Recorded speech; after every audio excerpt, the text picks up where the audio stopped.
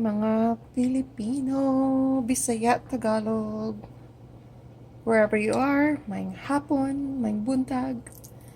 Okay, so I'm showing you sa Pilipinas pa mo rin siya Pag-Pag. Ano siya, we bought this by pack and then I don't know, I just don't like the taste. So I was thinking, okay, why not just gisa this with garlic and onion, di ba? Parehas sa pagluto sa mga Pag-Pag. And I've seen a lot of how they make Pag-Pag and it looks so yummy. So I said, okay, I may try this. Luto na siya, pero as I've said, ano siya, it's not that tasty. Yun lang, nice sa Philippines, because when we buy like andoks or in our province, chicken inasal, or it's really it tastes really good. That's what they describe as sarap to the bones, diba? So kaning binhi, layan na to. I don't want to throw it away. That's like a waste of money. So we are experimenting Pag-Pag portions. You guys heard about Pag-Pag? Do you know about it? Ano siya? Check niyo sa YouTube, Pag-Pag. Katong mga gani, leftover sa Jollibee or I guess McDonald's na, and then people are selling it. Tapos siya, ipack nila, i-package nila, and then I guess it depends, 50 pesos, 30 pesos, and then lutuon. And I've seen one lady, she cook it this way. Uban gi adobo, pero kanang ginisa. So let's try. Kumusta ang panahon sa inyo, ha? How's your weather, guys? Wherever you are. Dinhi karon, siya? Sunny. Sunny. It's really clear, crystal blue. Clear skies. Trees are still, no wind. That's our lemongrass out there, and sage. And then we have our cats laying down. Papaya, hi ang earring. Prada! Let's not disturb her. She's so tired. Okay, so how about in your area, guys? Kumustang panahon? Is it maulan? Is it mainit? Or maambon? Or katamtaman lang?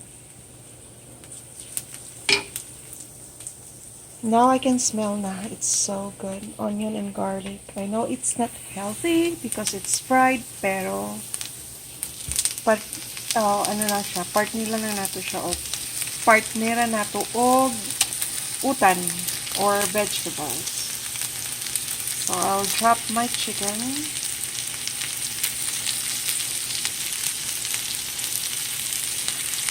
And we'll cook it until bahalag overcook. I don't care anymore, as long as siya,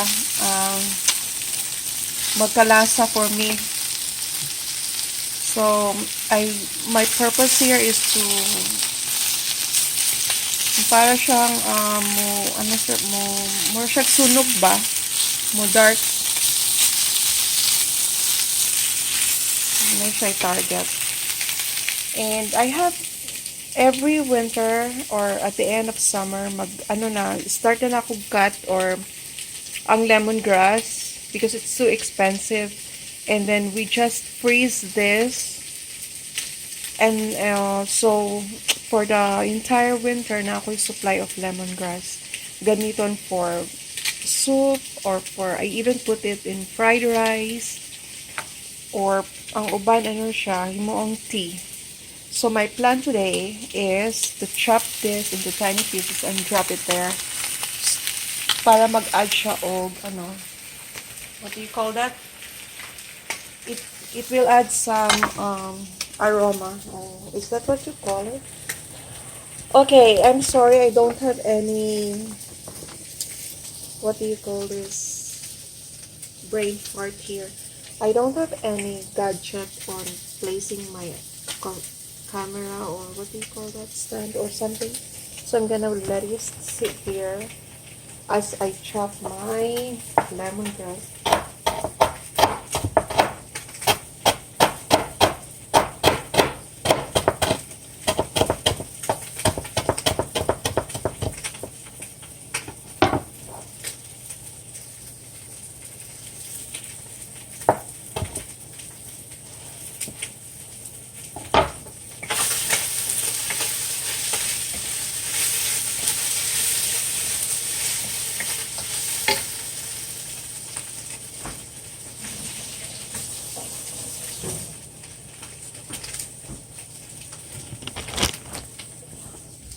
Okay, I chopped the lemongrass already, and you can try doing this, guys. You can, as I've said, I even drop lemongrass on my fried rice or anything I cook. We all know it's healthy and it smells good, so why not, diba? Yeah, nasunog na. Okay.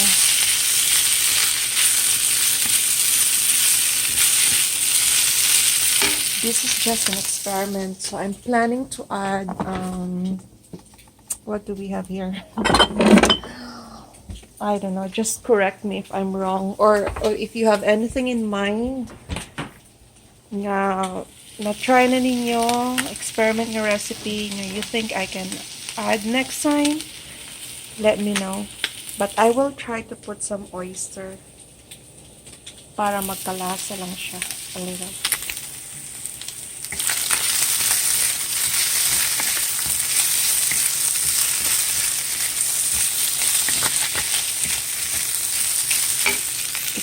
It's starting to smell good, really, with a combination of onion, garlic, and lemongrass. I need help. I can't open my oyster sauce. I'm gonna place you again there.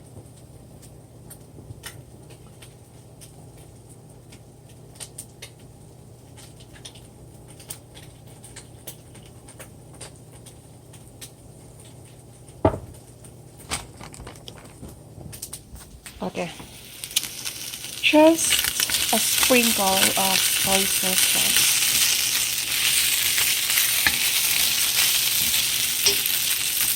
Okay, now it looks good on me. Diba, tayong mga Pilipino, we really like to experiment, or the common is gisa for us. Katong na yung mga, diba, mga leftover, minsan, leftover na itong fried fish, isagol na, we mix it sa sa mga utang. Have you tried that?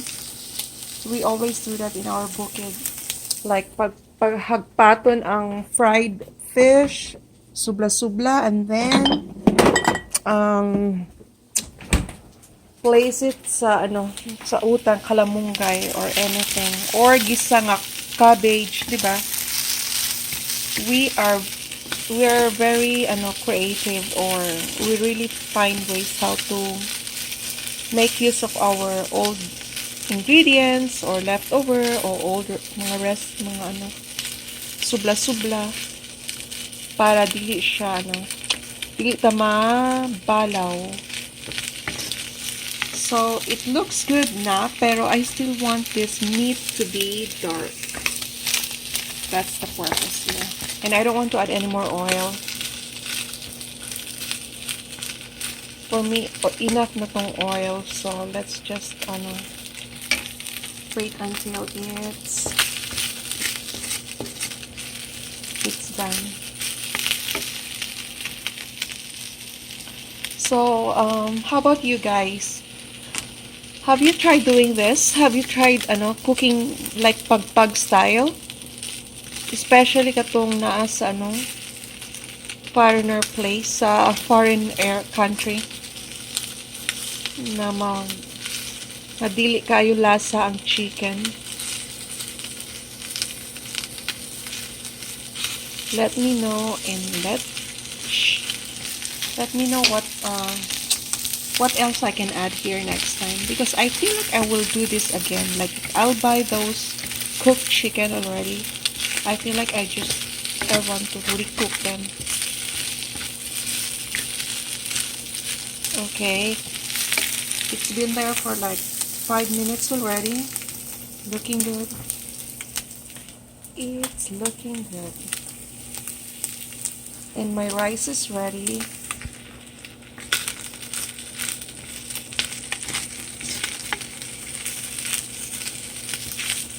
If you could only smell, guys, oh my god, the smell of the lemongrass, it's really, really good.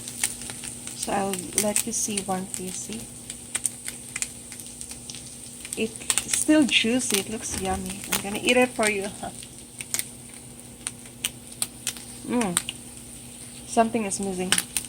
Kulang og asin. I'm gonna add some, salt. And then I'm gonna start eating. Thank you guys for watching. I'll see you in my next video. Bye-bye.